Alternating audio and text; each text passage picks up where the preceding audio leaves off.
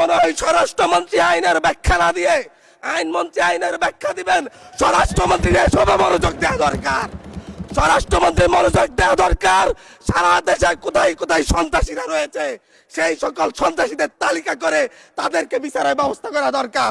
স্বরাষ্ট্রমন্ত্রীর উচিত ধন্যবাদ মাননীয় সদস্য। নেতাকর্মীরা হত্যার শিকার হয়েছে তাদের বিচারের ব্যবস্থা করা দরকার। ধন্যবাদ মাননীয় সদস্য। এই ইলেকশনে ভোট ডাকাতি দেখেছি, আমার ঘাড়ে বহরে হামলা করা হয়েছে। আমি কি এই ইলেকশনের জন্য নিজের রক্ত জড়িয়েছি? আমি আজকে স্বরাষ্ট্রমন্ত্রী আছেন, মাননীয় প্রধানমন্ত্রী আছেন, আমি এখানে প্রশ্ন করি আমি কি রক্ত জড়িয়েছি? আমরা রক্ত জড়িয়েছি বলে আপনারা আজকে সংসদে প্রধানমন্ত্রী স্বরাষ্ট্রমন্ত্রী হয়েছেন।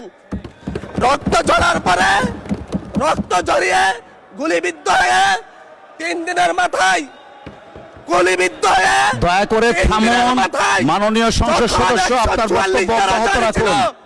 144 ধারার মধ্যে আবার নিজেই গুলিবিদ্ধ পা দিয়ে বের হয়ে গিয়ে সংবাদ সম্মেলন করে বলেছি আবার রাস্তায় নামুন, হাসিনা পতন হতে হবে।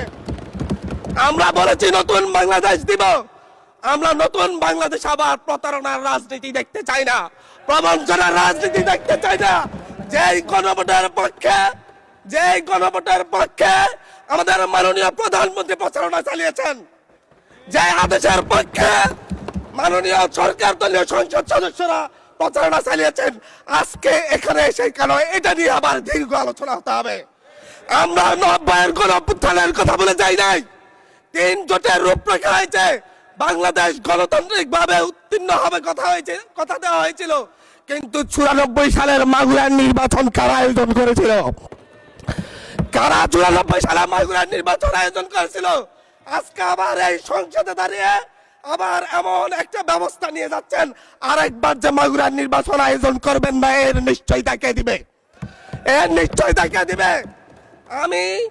আমি আমার সবচাইতে কম বয়সী প্রার্থী হিসাবে নিজের প্রার্থীটা জমা দিয়ে এলাকায় গিয়েছি প্রচারণা করতে, 3বার হামলা শিকার হতে হয়েছে। আমি সংসদ সদস্য হিসাবে এলাকায় গিয়েছি, সেই জায়গায় আমার উপর হামলা করেছে, সরাসরি ভিডিওতে দেখা গিয়েছে। অস্ত্র নিয়ে, দেশীয় অস্ত্র নিয়ে আমাকে কোপাতে আসা হয়েছে। তারা কারা? ওরা তো তারাই যাদের প্রত্যেকের হাতে বিএনপি দলীয় নেতা কর্মীদের রক্ত লেগে আছে, প্রাণ লেগে আছে। এই বিশ্বাসঘাতকতা মাননীয় স্পিকার, এই রাষ্ট্র আর সইবে না, আপনারাও সইতে পারবেন না। বিশ্বাসঘাতকতার মূল্য এই দেশে আবার দিতে হবে আপনাদেরকে।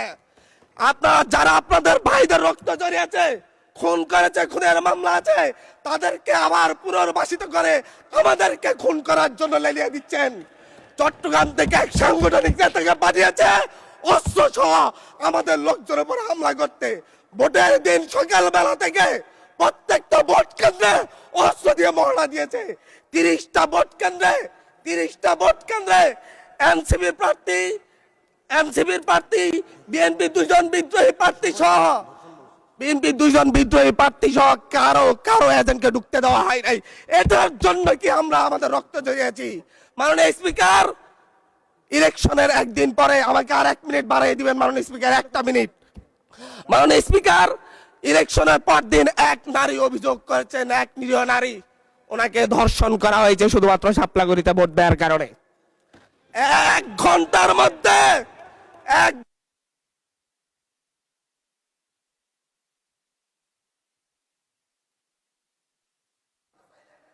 ধন্যবাদ মাননীয় সংসদ।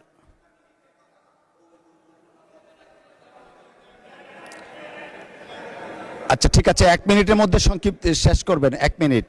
মাননীয় স্পিকার, একজন ভুক্তভোগী নারী অভিযোগ করেছে ওনাকে ধর্ষণ করা হয়েছে শাপলাগুড়িতে ভোট দেওয়ার কারণে।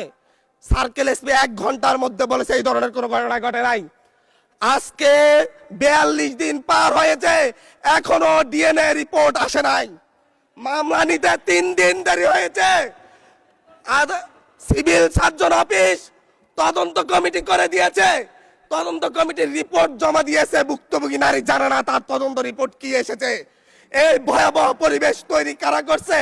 আমার মনে হয় স্বরাষ্ট্রমন্ত্রী আইনের ব্যাখ্যা না দিয়ে আইনমন্ত্রী আইনের ব্যাখ্যা দিবেন। স্বরাষ্ট্রমন্ত্রীর এসবে মনোযোগ দেওয়া দরকার। স্বরাষ্ট্রমন্ত্রীর মনোযোগ দেওয়া দরকার। সারা দেশে কোথায় কোথায় সন্ত্রাসীরা রয়েছে সেই সকল সন্ত্রাসীদের তালিকা করে তাদেরকে বিচারের ব্যবস্থা করা দরকার। স্বরাষ্ট্রমন্ত্রীর উচিত ধন্যবাদ মাননীয় সদস্য। নেতা কর্মীরা হত্যার শিকার হয়েছে তাদের বিচারের ব্যবস্থা করা দরকার। ধন্যবাদ মাননীয় সদস্য।